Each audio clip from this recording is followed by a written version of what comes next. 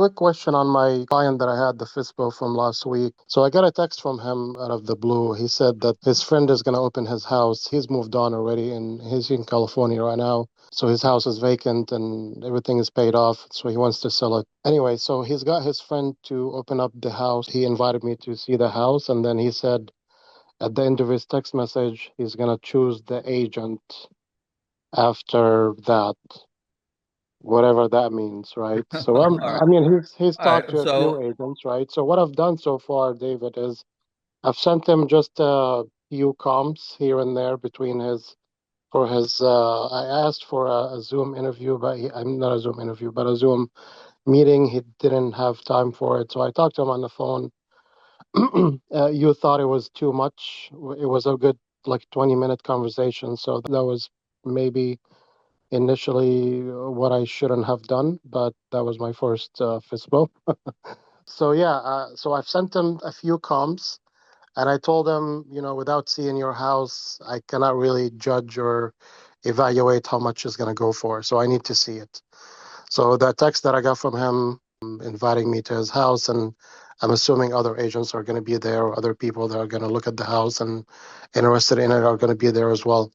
What's your just to make a long story short and a quick question? What just briefly, what do you think I should do between now and then after that? okay. So first of all, you need to go look at the house. All right. So that's the Yeah. obvious thing, I guess. The next thing you want to do is, and you want to take detailed notes. Okay. Okay. Because you may not be able to get back. I would take photos, especially stuff that you think that you want to review with him. So I would take photos of trouble areas. So if you want to talk to him about paint color in a bedroom or whatever. All right. Take photos of it. And when you get on the Zoom, you want to show it to him. Don't say that bedroom with the purple paint. So listen, I took a few photos that I highlighted. I want to share with you, and I want to kind of talk to you about some of the different options. And then you can show it to him. So you want a reason to get him on the Zoom. So I would be prepared to do that. So what you're trying to simulate on Zoom, because you are going to try to get him back on Zoom, but what you're trying to simulate is an in-person listing presentation. The in-person listing presentation is that you've got the house right there as reference. I mean, you can get up from the table and say, can we go back and look at that bedroom again? Kind of thing. And so let me just tell you what I'm concerned about. And this is what I think you should do. I think you should just leave it this way. Okay. So you have the advantage of the house being there as a backdrop. And here you want to try to recreate that environment. So here's what I would do. And maybe there's no photos that you need to take at all, which is fine. You don't need to be looking for problems, and you're not getting on the call to point out all the problems that they're having. Okay, with all these things, you need to do this. That is a death sentence because you got a remote seller. The last thing he wants to do is a 1 month project of honeydews to get the house ready for sale. He wants fast, he wants easy, he wants convenience. He's going to want somebody to handle it for him. He doesn't want it to be a headache. He just wants to get the house sold. He doesn't want to worry about any of those little details. You're not selling a perfect house, you're selling a house. That, first of all, that's got to be your energy. Okay. The next thing that you need to do is when you get him on the phone, you want to just figure out what the bare minimum is. What's the bare minimum you need to do? So when you go to the house, yes, you are trying to assess value, but your job is not to figure out what the house is going to sell for. And if you try to tell him what your house is going to sell for, you're going to get Mm, outbid from some imaginary number that another agent can say, oh, I can sell it for this much money. You don't want to compete with other agents based on your opinion of what the house is going to sell for. I would not play that game. I am not going to play that game. I am not going to tell him what I think the house is going to sell for. You're going to play the game. That's not my job. My job is to get it sold for the most amount of money the market is going to bear. If other agents are telling you what they're going to sell their house for, then that's okay with them. But how do they know? In fact, if you had 20 agents go look at that house and you ask 20 agents how much that house is going to sell for, who's right? Which is the right opinion? You're going to get 20 different opinions. Who's got the right opinion? But I'll tell you the opinion that's wrong for sure is the guy that said the highest price. So the person who's telling you what you want to hear to win the listing, that is the worst choice that you can make because he's just going to grind you out because he knows you need to sell it. He'll tell you what you want to hear. And over the next 2 or 3 or 4 months, he's going to grind you down. But the problem is every day that you're on the market, lowers the perceived value of your home. Nothing diminishes the perceived value of your home more than days on market. So the way you sell the house for the most amount of money is by selling it when it's a hot new property on the market, and the hot new properties are on the market 10 days, 2 weeks at the most. Once you get past 2 days, it's just another house on the market. Mm. There's no urgency. There's no excitement. There's no energy around it. And the way you get the most money is through excitement and energy and urgency and scarcity and fear of loss. Those are the things that you need to build. Everything that we're going to talk about going forward is, if you want to hear me out, okay, is what are we going to do to get the house sold for the most amount of money that's available from this market right now based on real offers, not based on guesses and not based on somebody telling you what you want to hear. Right? That's a strong Yeah. positioning statement. Do you agree with that, Omar? Yep. Okay. And so Definitely. now you go through. So listen, when I went through the house, my focus was not trying to figure out how much it's going to sell for. Now listen, the comps are here. My goal is not to sell it for comps. My job is to sell your house for a record cost per square foot. So right now, this is where the cost per square foot is, based on houses in your market. And if we multiply that cost per square foot, by this, you're going to be here. Now, you got to be careful with cost per square foot, because if you're using comps from smaller houses, the comps per square foot on smaller houses is higher than comps Hmm. per square foot on larger houses. So if you're going to use comps per square foot, you need to make sure that they're within 2, 3, 400 square feet of the subject property. And you want to lean towards houses that are bigger to come up with a cost per square foot. And you've got to make sure you have to adjust for condition. So based on cost per square foot, it's reasonable that you can expect to sell the house in this range. Don't give them a price, give them a range. Give them a range that's in the average range and higher. And so listen, my job is to sell for the top end of the range or higher. What we need to talk about is strategy. Now, to do that, I noticed there were a lot of things that were in the house that could be tightened up, but that's not going to be the most important thing. What the most important thing is not doing all these nitpicking repairs. We don't need to spend a bunch of money. We don't need to spend a bunch of time.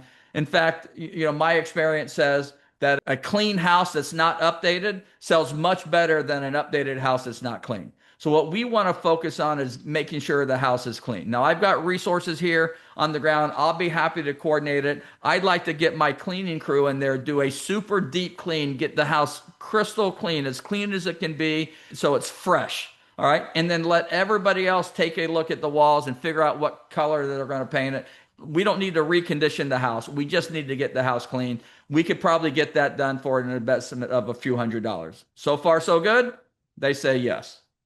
They're going to be relieved. I'll take care of it. I'll coordinate it. You pay for it. Easy peasy. Check. Yes. Next. All right. Next is the strategy. And now you roll out the 10-day strategy. That's what I would focus. But this is a meeting on Zoom. So after I walk through, I'd walk in through. I said, listen, I walked through the house. I'm going to my office to do some research, and I'm going to put a couple of hours of work into it. I'm going to develop the strategy I think that we need to do, and I'd like to lay it out for you. When can we meet by Zoom so I can show you, not tell you, so I can show you the exact strategy I think that we need to use in order to get your house sold for the most amount of money that the market will bear right now. If you use the word tell, you can do it on the phone. If you use the word show, you need to do it on Zoom. They say, well, can't we just do it on the phone? And I say, listen, yeah, we can get through the phone, but in order for you to really understand the strategy, you need to see it. I need to lay it out for you. I want to be able to show you what we're going to do, but more importantly, I want you to understand why. And to do that, we need visuals. And to do visuals, we need to be on Zoom. That is going to be compelling, and you're going to be able to get them on Zoom from there. Make sense? Do you mess with the curb appeal at all, or do you just do the interior cleaning? Well, it depends on how easy messing with the curb appeal is.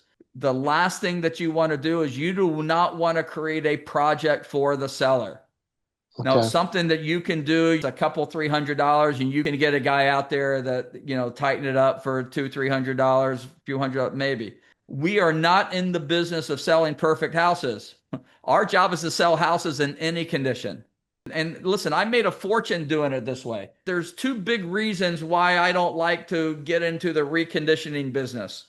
Number one, it delays the transaction by 2 or 3 months sometimes. Number two, because I want to get it on the market right now, delaying the traction. I know what the market conditions are going to be now. I don't know what the market conditions are going to be in 2 months. And it's really hard to get a listing agreement signed. Even when I'm telling them exactly what to do, they want to wait until the house is on the market to sign the listing agreement. I want listing agreement signed now. So I don't do any reconditioning. Here's the other reason. Whatever challenges that you have with conditioning, curb appeal, paint, cleaning, all of that stuff, it's much better to adjust the price. Because 99% of updates that you do, yes, make it easier to sell, but do not return a dollar for dollar investment on the property. I don't want people to do $10,000 in improvements that A, delay me being able to get the listing, two, delay getting on the market, and three, result in a lower net to the seller. It's not good for them, and it's not good for me. If they're going to do $10,000 in repairs and I can sell it faster, but we can only get an extra $5,000, we did a disservice. Better to discount the house $10,000 and let the market bid it up to get the highest possible price. So whatever conditioning issues, whether or not it's curb appeal, whether or not it's a terrible bathroom, adjust the price. An adjusted price will attract the buyers. All you're trying to do is get buyers over the curb. People, when the price is right, they overlook curb appeal.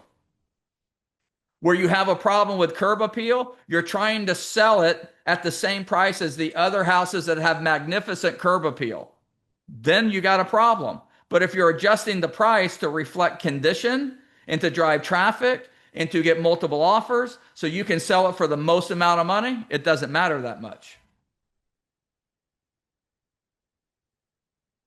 Make sense? Yeah, that makes sense. I mean, when I looked at the comms, like the problem that I have is putting it for 429, right? Exact house similar to his that was just sold recently for 405, right? Not updated at all. Same square Yeah. footage, Great. almost So, exactly the but same. where's the 429 come from? I don't know. I don't know. It was All right. listed Well, last that's year for not, but that's not, 465. all right. So you're incorrectly Yeah, assuming that you've got to list yeah, it for 429. yeah, You're going to recommend the strategy. You're not saying, okay, I'm accepting the challenge of getting your house sold for 429. No, that's already failed. yeah. It's You're going to failing go right back to now. them and say, Yeah, when you finally get to the strategy, you're going to say, listen, we know listing your house for 429 is not going to get you the result that you're looking for. You already did that. We need to do something different. That takes the 429 off the table. True? yeah, yep. So what would you list it for 410 if it was you? No, I'm going to review my pricing philosophy for the benefit of everybody. First of all, if you're going to be at 405, you're at 400. If you're going to be at 410, you're going to be at 400. Why? Yeah, There are people that are willing to pay 400, 400, $5,000, even 410 that stretches and it's a great house. But their search parameters are 350 to 400. mhm, When you price it at 400, somebody's going into Zillow and say, show me all houses between 350 and 400. They don't see your house. So it's a mistake to have it at 405. Now, on the same token, you can say 390, 395, 399. Well, that's a mistake too, because you want to price it right at 400, not 399, not 409, at 300, 400 in this case. So in mhm. 400, you end up in both search buckets. You end up in the search bucket for people who are searching up to $400, and you also are in the search bucket for people who are searching from 400. Okay? More eyeballs equal more showings, equal more offers, equal higher price. Make sense? And when you explain this to the seller, they said, oh, yeah, that makes sense. Got somebody that's at 405. You're worried about what the seller is going to say. Are they going to say no? Or are you going to miss the listing? This is why people tell sellers what they want to hear just to win the listing, and you can't. You're the expert. You got to have swagger. You got to tell them this is what you need to do in order to get the house listed. And now between me and you, based on what you said, 400 may not be low enough in order to get the result that you're looking for. If the comp that you're using was listed at 405 and it sold in 405 and it took more than a couple of weeks to sell, that price is not low enough. So what was the days on market on the 405 comp? I believe it was, I would say maybe 2 weeks. Okay, then that's probably fine. Now, when you're having the conversation, we know 429 doesn't work. Okay. Here we know 405 works. We don't want to list it because we know when we price it right, that's going to sell fast. But the mistake this person made, we want to sell it with multiple offers and we want to beat that price. So our question now, we've got a chance to get $430,000 for your house. That opportunity is there. We just know selling your house for $430,000, we're not going to get there by pricing it at 429. You did that for months. It didn't work. It's not going to work now. If anything, the market's a little tougher than it was. So we're going to try a different strategy this time. The objective is still $430,000. But instead of pricing it for $430,000, I want to use event-based pricing. I'm going to recommend that we price it at $400,000. Now, before you object, I want you to hear me out. I'm going to recommend we list it for $400,000 because A, we know that in this price range, we can sell it fast. But we don't want to sell it fast. We want to sell it fast and for the most amount of money. So here's what I want to do. And now you lay it out. The reason I'm choosing 400, okay, and I explained the search buckets. There are people in the market right now that are searching for houses up to $400,000. They can pay more. They're just comfortable. But if they see the right house, they can do it. The other thing is that even if they're not able to pay more than 400, we want them looking at the house and we want them writing offers, even if they write an offer for 400 or less.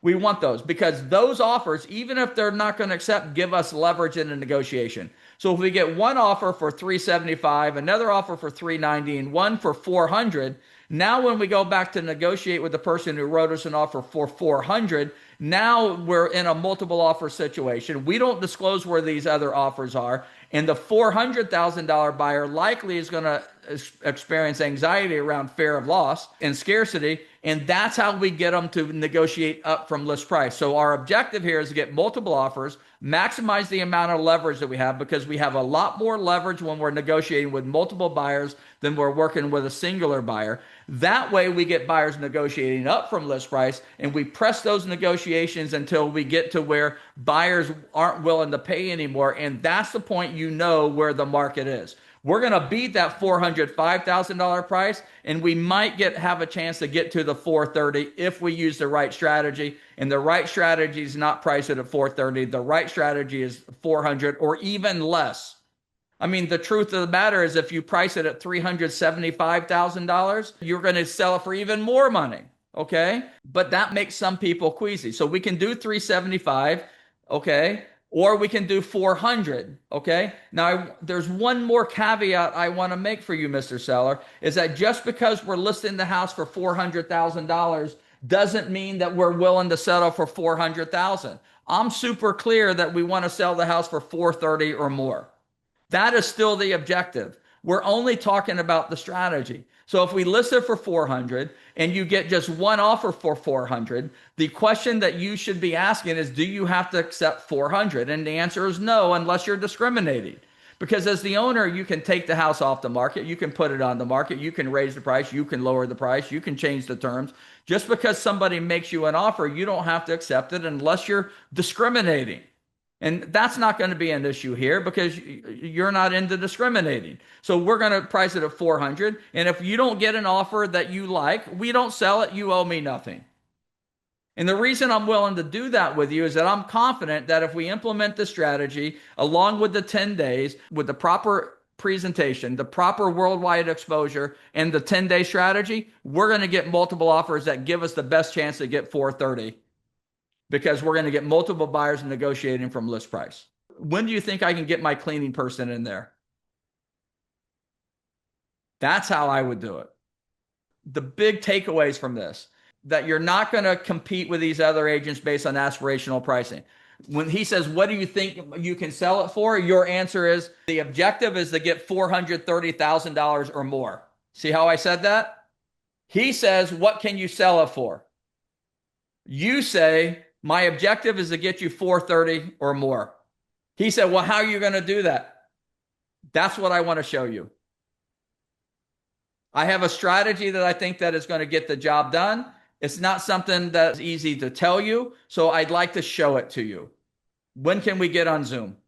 The other thing is that when you're presenting the strategy, you got to be crystal clear that 430 is the objective and price is part of the strategy. List price is bait. List price is not the objective. The objective is still here. The strategy price, the price is bait, is here. Why should we do this versus list it at 430? Because 430 doesn't work. You already proved that to yourself. You don't need to do that again unless you just want to be on the market. In fact, if you do it again, all you're going to do is hurt yourself. You're going to end up selling it for a lot less than you could do if you don't use the right strategy. You don't have to worry about underpricing the house in this market. If you underprice the house, the market will bid it up. If you overprice it, it will sit on the market. And when it does sell, it's going to sell for less than what it could have sold for if you use the right pricing strategy. So let's do it the right way. Let's get you the number. And then you keep in mind that no one's going to make you sell the house. If you don't get a number that you can agree to, we don't sell it and you owe me nothing. There's no risk to do it this way for you. Doing it the way that you did again, because when people look at it, they're going to see how many days on market and why it didn't sell, and they're going to perceive that there's a problem with the house when there's not a problem with the house. There's a perception problem with the house driven by days on market, but that perception that there's a problem lowers the value of your house. So if you want 430, don't list it for 430. You don't have to list it with me, but don't list it for 430. Yeah, I know this is not what they want to hear. Well, but how do you know? You're assuming you're assuming you're assuming they don't want to hear it.